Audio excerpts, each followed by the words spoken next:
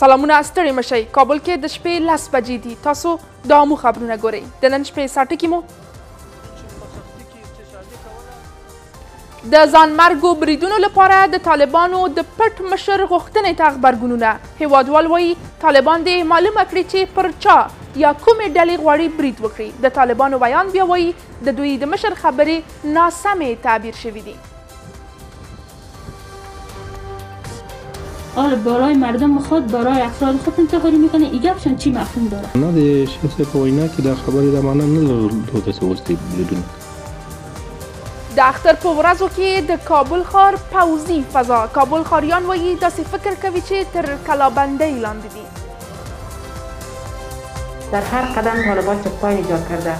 این بر مردم بسیار آزاردهنده و مزاحمت کننده است. د یوې ډوډۍ ترلاسه کولو لپاره اوږدې کتارونه. یو شمېر کابل ښاریان وایي چې کار نشته او دا کتارونه د بېوزلۍ بیلګه ده. در افغانستان کار ضمیری کار فراهم بر جوانان نیست دیگه. ما مجبور هستیم خود ما کار کنیم ولی کسی نیست که کار بکنه بر جوانان. او د اسماعیل حنیه د زامنو او لمسیانو د جنازې مراسم. د حماس د سیاسي دفتر مشر وایي د خپلې کورنۍ د غړو وژل کېدل به د دغې فلسطیني ډلې پر دریځ اغېز ونه کړي.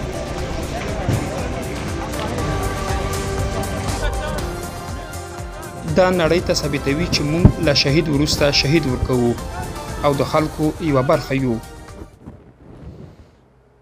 اوس هم بشپړ خبرونه. زه حسیبه ټکواله.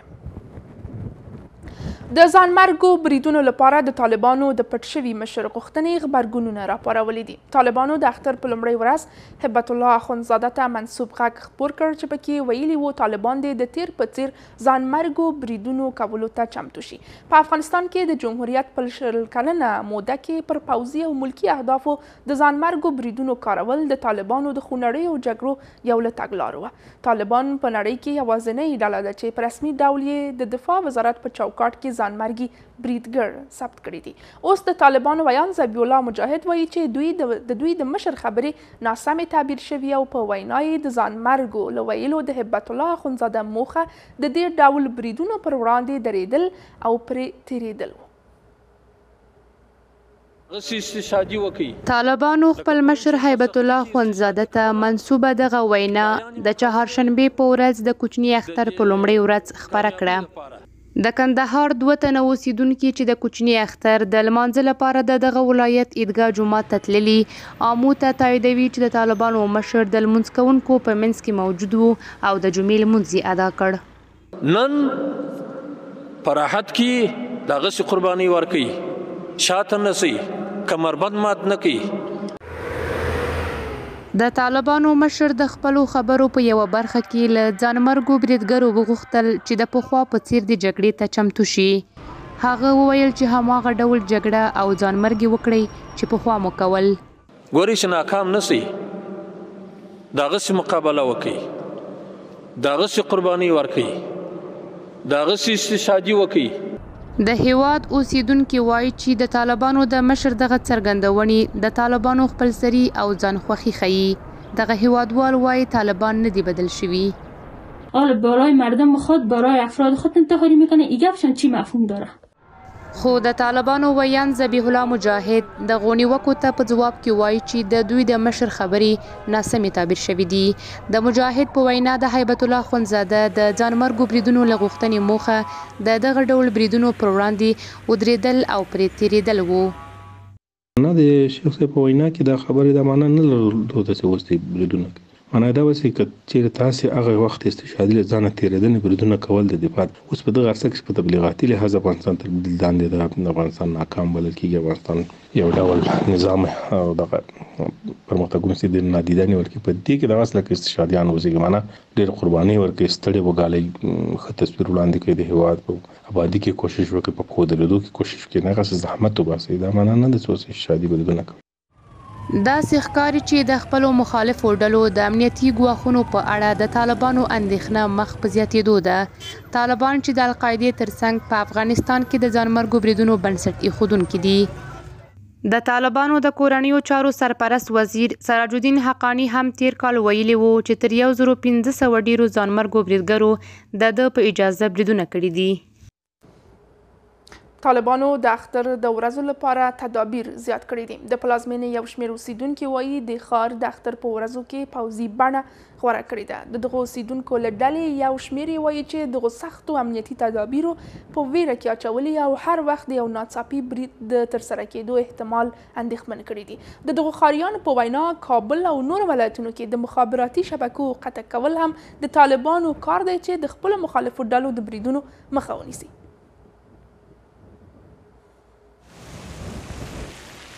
دا انځورونه د کوچني اختر د 2مې ورځې دي.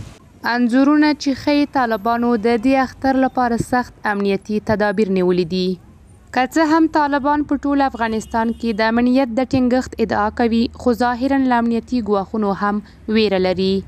د کابل ښاریانو وایي طالبانو د ښار په ډیرو لارو کې امنیتي چک پوینټونه جوړ کړي دي.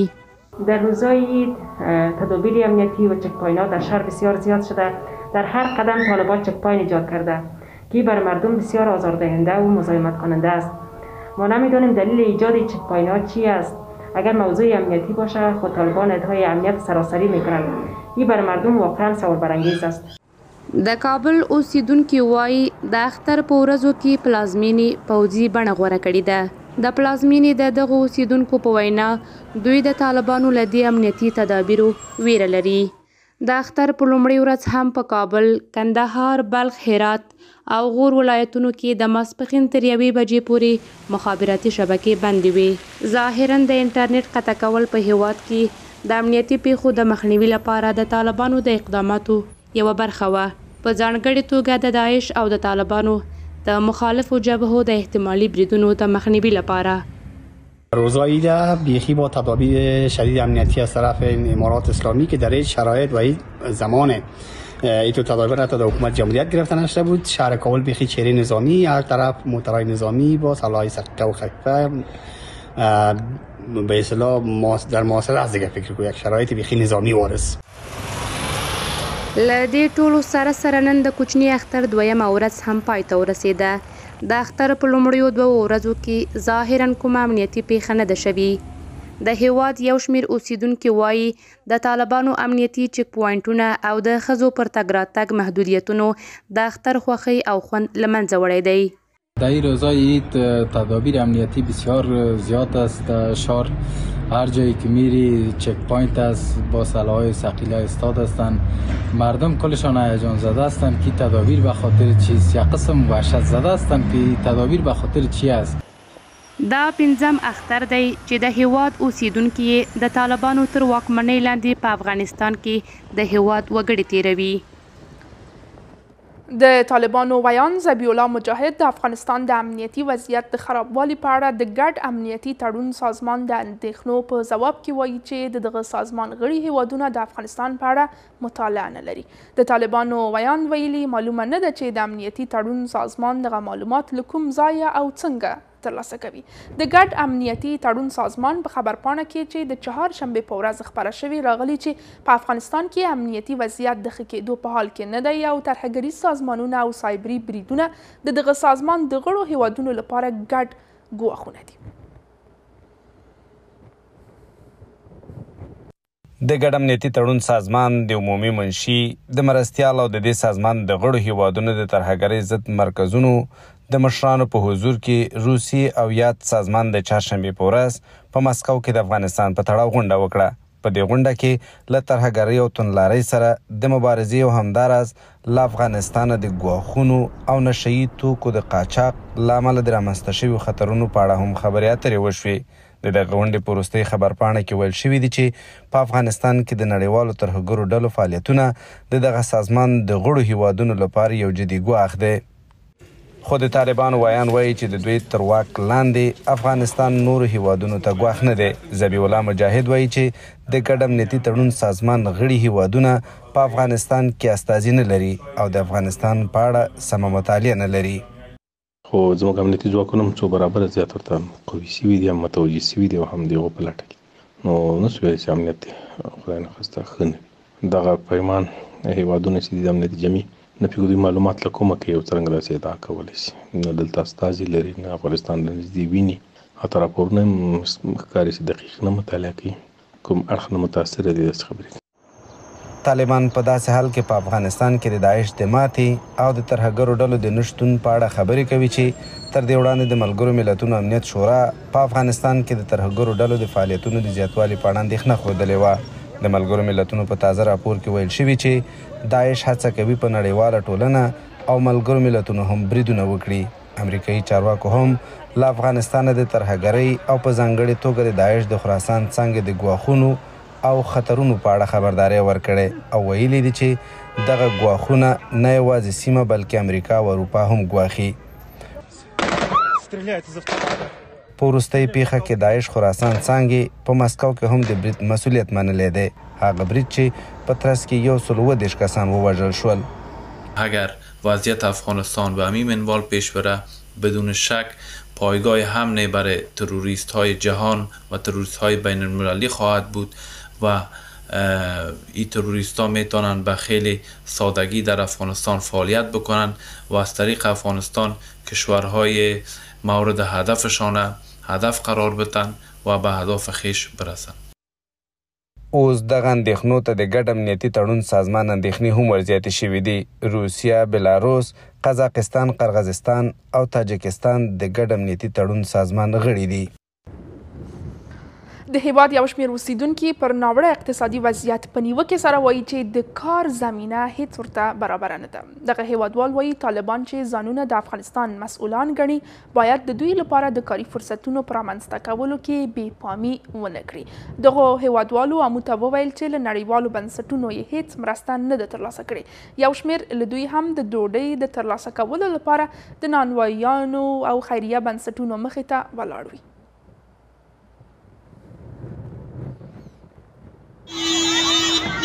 د ډوډۍ د ترلاسه کولو لپاره په کتار کې ولاړ دي. ځینو یوازې یوه ډوډۍ ترلاسه کړه، یو شمېر یې هم مایوسه بیرته کور ته ستنېږي. دا کارونه د افغانستان د پلازمینې کابل د خلکو اقتصادي وضعیت څرګندوي. هغه کتارونه چې د ځینو هیوادوالو په وینا دا یو کوچنی فرصت هم ورته لوی غنیمت دی. ښځې، ماشومان، ځوانان او زاړه دلته د ډوډۍ ترلاسه کولو لپاره په کتارونو کې ولاړ دي. د هیواد اوسیدونکي وایي چې دغه کتارونه د بېوزلۍ، لوږې او د افغانستان د خلکو د اړتیاو شدت څرګندوي. هغه څه چې د دغو هیوادوالو په وینا د طالب چارواکو له څرګندونو سره سمون نه لري. د هیواد یو شمېر نور اوسیدونکي وایي چې د دوی ورځنی عاید له 50 تر 100 افغانیو پورې دی چې د دوی په وینا خوراکي توکي هم نشي پرې اخیستلی. که څه هم افغانستان کې له اړمنو سره د نړیوالو مرستو لړۍ لا هم دوام لري، خو د هیواد یو شمېر اوسیدونکي وایي چې تر اوسه ورسره هیڅ ډول مرسته نه ده شوې. یو شمېر نور افغانستان کې د کاري فرصتونو له نشتوالي اندېښمن دي او وایي چې طالبان د کاري فرصتونو د برابرولو وس نه لري. در افغانستان کار زمینه کار فراهم بر جوانان نیست دیگه. ما مجبور هستیم خود ما کار کنیم ولی کسی نیست که کار بده بر جوانان. د اقتصادي چارو کارپوهان هم وایي چې له افغانستان سره بشري مرستې په سمه توګه نه مدیریت کیږي او د دغو مرستو د ویش په بهیر کې روڼوالی باید د نړیوالو له لومړیتوبونو وي. افغانستان کې د بېوزلۍ او بیکارۍ شدت تل د نړیوالې ټولنې لپاره د اندېښنې وړ موضوع ده. د ملګرو ملتونو پراختیایي پروګرام په خپل وروستي راپور کې ویلي چې د طالبانو تر واکمنۍ لاندې افغانستان کې د بېوزلو کسانو شمېر له 19 میلیونو 40 میلیونو ته لوړ شوی دی. په میدان وردګ ولایت کې د ډبرو سکرو د پروسس یوه فابریکه فعاله شوه. د دې فابریکې مسؤلین وایي دغه فابریکه څو میاشتې وړاندې په وردګ ولایت کې په 200 جریبه ځمکه کې جوړه شوه او اوس د ډبرو سکرو د پروسس وړتیا لري. د دې فابریکې د مسؤلینو په وینا تازه په دې فابریکه کې 200 ټنه سکاره پروسس شوي او عمان ته صادر شوي دي.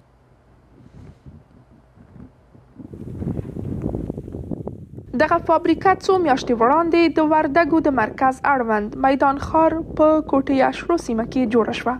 اوس د فابریکې مسؤلین وایي چې په دې فابریکه کې د ډبرو سکرو پروسس پیل کړی دی. تازه له دغې فابریکې 200 ټنه پروسس شوي سکاره عمان ته استول شوي دي. په دې فابریکه کې پروسس کیدونکي د ډبرو سکاره د بلخاب له یوه کانه اخلي او تر پروسس وروسته نور هیوادونو ته یې استوي. د دې فابریکې مسئولین وایي چې د پروسس شویو سکرو د ساتنې لپاره یې هم تدابیر نیولی دي. یک ساحه را برای ذخیره زغال ما مد نظر داشتیم که ساحه را مرکاری کردیم، بعدش اطرافش سنگکاری کردیم توسط شرکتایی که زغال انتقال میده. او ساحه کارایش تکمیل شده، فعلا زغال اونجا تخلیه میشه، ذخیره میشه. د دغه فابریکې د مسئولینو په وینا پاکستان، ایران، چین او عمان هغه هیوادونه دي چې د دغه فابریکې د پروسس شویو ډبرو سکرو د رانیولو لیوالتیا لري. تا هنوز کشور ایران زیاد علاقمند است و که 2-3 نفرشان هم در اینجا هستن کار میکنن که زغال ایران باید خریداری بکنه. همچنان سمپلایی که به کشور عمان رفته و انگلیس رفته و اونجا هم علاقمند هستن که زغال باید انتقال بدن و اونا هم خریداری بکنه. په دې فابریکه کې شاوخوا 80 تنه کار کوي. تر اوسه نږدې 15,000 ټنه سکاره د پروسس لپاره دغه فابریکې ته رسیدلي دي. دلته تقریبا موږ 15,000 ټنو کم او زیات شاوخوا دلته زغال لرو فعلا او 80 کسان دلته د ورځې کار کوي چې د پروسس کارونه هم 80% بشپړ شوي او 20% پاتې دي. د میدان وردګ اوسیدونکي په دې ولایت کې د پروژو د پیل او د فابریکو د جوړېدلو غوښتونکي دي څو د هیواد ډیرو وګړو ته د کار زمینه برابر شي. خوشبیني خو ډیره ده چې دلته پروژې فعال شي او دا خلک مرته خوشاله دي، خو دا پروژه ځکه بیا چې د خلکو حسابونه خراب دي. خدای وکړي چې د دولت هم دغه ارزه کې د ځکه نور ځکه پروژې فعال کړي، خلکو اقتصاد برسر دا خلک په باندې خوشاله دي. د دې منطقي خلکو ته فایده ده، د خلکو منطقي خلکو ته کار ده پکې. دا دکاندار ته هم ګټه رسیږي او دا غریب کار ته هم ګټه رسیږي، موټروان ته هم رسیږي او دغه ته موږ خپل بم پکې په کار سو روزان چې موږ دا شل کال بیکاری بدبختی زجرونه ډیر تیر کړی دي. دا په داسې حال کې ده چې د افغانستان د ډبرو سکاره د طالبانو لپاره د عایداتو یوه لویه سرچینه ګرځېدلې ده. طالبانو یوازې په یوه کال کې د 1401 کال له لومړۍ میاشتې د همدې کال تر پایه پاکستان ته د ډبرو سکرو له صادراتو 114 میلیونه ډالر چې 12 میلیارډ او 143 میلیونه افغانیو معادل دي ترلاسه کړي دي. پاکستان د افغانستان د ډبرو ځانګړی واردونکی هیواد بلل کیږي. دا هیواد د ارزانه برېښنا د تولید لپاره د ډبرو سکرو ته اړتیا لري.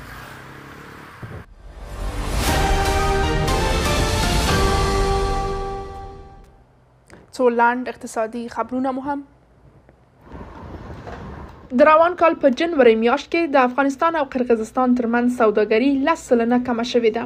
د قرغیزي رسنیو په وینا د 2023 کال د جنوري په پرتله دغه کمښت رامنځته شوی دی. د قرغیزستان د سوداګرۍ د ملي کمیټې د شمیرو پر بنسټ قرغیزستان د 2024 کال په جنوري کې د منځنۍ اسیا هیوادونو او افغانستان ته د 15 میلیونه ډالرو په ارزښت توکي صادر کړي دي. د خوړو نړیوال پروګرام وایي چې په بدخشان کې 100 جریبه ځمکه په شنه کاروندو بدله کړې ده. د ملګرو ملتونو دغه سازمان په ایکس شبکه کې لیکلي دي چې کلیوال د خپلو ماشومانو لپاره د خوړو د چمتو کولو لپاره له دغو ځمکو کار اخلي. د خوړو نړیوال پروګرام زیاته کړې چې لا هم د بودیجې له کمښت سره مخ دی.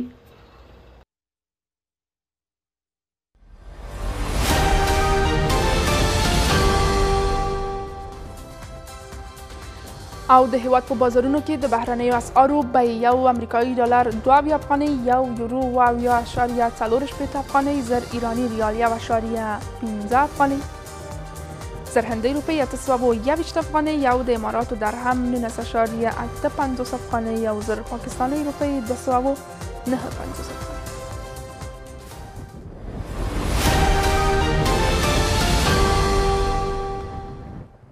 اسماعیل حنیه وایي د غزې په ترانګه کې د اسرائیلو په هوایي برید کې د 3 زامنو او 4 لمسیانو وژل کېدل به د دغې ډلې پر دریځ اغیز ونه کړي. په همدې حال کې اسرائیل او حماس تر اوسه د اوربند رامنځته کولو او د 40 اسرائیلي برمته شویو د خوشي کولو په اړه هوکړې ته نه دي رسېدلي. د امریکایي ځواکونو د مرکزي قماندې مشر اسرائیلو ته تللی چې دغه هیواد له چارواکو سره د ایران د احتمالي برید په اړه خبرې وکړي.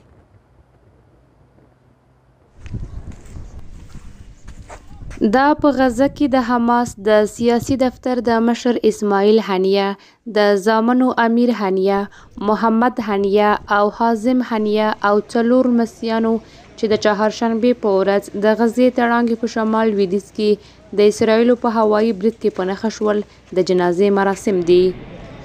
د حماس دفتر ویلي چې دوی د اختر په مناسبت د خپلو کورنیو او خلکو لیدو ته تللي وو. اسماعیل هنیه وایي د خپلې کورنۍ د غړو وژل کېدل به د دې ډلې پر دریځ اغیز ونه کړي. دا نړۍ ته ثابتوي چې موږ له شهید وروسته شهید ورکوو او د خلکو یوه برخه یو. موږ د مقاومت برخه یو او مقاومت باید بریالی شي. الجزیرې او CNN د خپلو سرچینو په حواله ویلي چې دا برید د اسرایلو او حماس ترمنځ د اوربند د خبرو د ګډوډولو لپاره شوی دی. د اسرایلو لومړی وزیر بنیامین نتانیاهو چې په رفح باندې د برید په اړه ټینګار کوي، په وروستیو اونیو کې د نړیوالې ټولنې تر سخت فشار لاندې دی. بل لور امریکا هم تر اوسه دغه برید ته شین څراغ نه دی ورکړی، خو اسرایلي سرچینو ویلي دي چې دا برید د خبرو اترو له بهیر سره هیڅ تړاو نه لري. په همدې حال کې کارپوهانو ویلي دي چې ښایي د حماس او اسرایلو ترمنځ خبرې بې پایلې پای ته رسېدلې وي. دواړو لوریو یو بل ته 48 ساعته وخت ورکړی و چې د شپږونیز اوربند په اړه چې پکې د 40 اسرایلي برمته شویو او 80 فلسطینیانو خوشي کول شامل دي پریکړه وکړي، خو تر اوسه کوم لوري د دې هوکړې په اړه شین څراغ نه دی ورکړی. له بلې خوا د اسرایلو پر پوستو د ایران د احتمالي برید ویرې د امریکا د مرکزي قوماندانۍ د مشر پښې اسرایلو ته ور اوږدې کړي دي. ایران پر اسرایلو په سوریه کې د دغه هیواد پر قونسلګرۍ د برید او د سپاه پاسداران د لوړپوړو قوماندانانو د وژلو تور پورې کړی او خبرداری یې ورکړی چې غچ اخیستونکی اقدام به وکړي. اسرایلو هم اعلان کړی چې له غزې هاخوا سناریو ته هم تیاری نیسي. مونږ په نورو برخو کې هم د ننګونو سناریو ته چمتو یو او مونږ یو ساده اصول جوړ کړل چې هر څوک چې مونږ ځوروي یې. مونږ د دفاع او برید په دواړو برخو کې د اسرایلو امنیتي اړتیاو پوره کولو ته چمتو یو. په همدې حال کې روسیې د منځني ختیځ له ټولو هیوادونو غوښتي چې له زغم کار واخلي او د کړکېچ د زیاتېدو مخه ونیسي. په ورته مهال د پنجشنبې په ورځ د بشري مرستو باروړونکې لارۍ د رفح له پولې غزې ته ننوتلې. په همدې حال کې په غزه کې جګړه لا هم دوام لري. د غزې د روغتیا وزارت اعلان کړی چې په تیرو 24 ساعتونو کې په غزه کې 63 تنه وژل شوي دي. د نړۍ په نورو سیمو کې بیا د پاکستان د بلوچستان ایالت په حب ولسوالۍ کې د یوې لارۍ د چپه کېدو له امله 18 کسان وژل شوي دي. سیمه ییزو رسنیو خبر ورکړی چې تېره شپه یوه لارۍ چې لسګونه کسان پکې سپاره وو د تیز سرعت له امله په یوې درې کې ولوېد چې په پایله کې 52 کسان ټپیان شول. د راپورونو له مخې پولیسو د دغې لارۍ چلوونکی چې ټپي شوی هم دی نیولی دی. ویل کېږي چې دغه کسان له سند ایالته په بلوچستان کې یوه زیارت ته روان وو. د آلمان لوفتهانزا هوایي شرکت ایران ته د الوتنو ځنډ د اپریل تر 14 نیټې پورې وغځاوه. د شرکت د پنجشنبې په ورځ اعلان وکړ چې له فرانکفورت تهران ته یې ورځنۍ الوتنې د امنیتي اندېښنو له امله ځنډول شوي دي. د لوفتهانزا هوایي شرکت هم تېره اونۍ تهران ته ورځنۍ الوتنې وروسته له هغې وځنډولې چې د شرکت الوتنې عمله په تهران کې د شپې پاتې کېدو ته اړه شوه.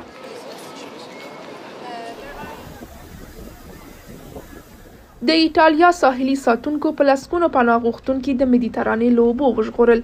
ایټالیوي ځواکونو د مدیترانې له اوبو 30 کډوال چې په یوه لرګینه کښتۍ کې سپاره او د لامپدوزا سواحلو ته روان وو ژغورلي دي.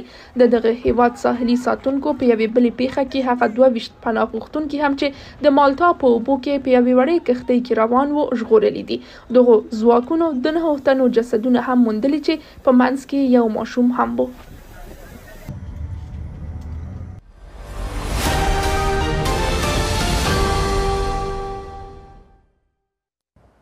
د لوبو په نړۍ کې هم دا چې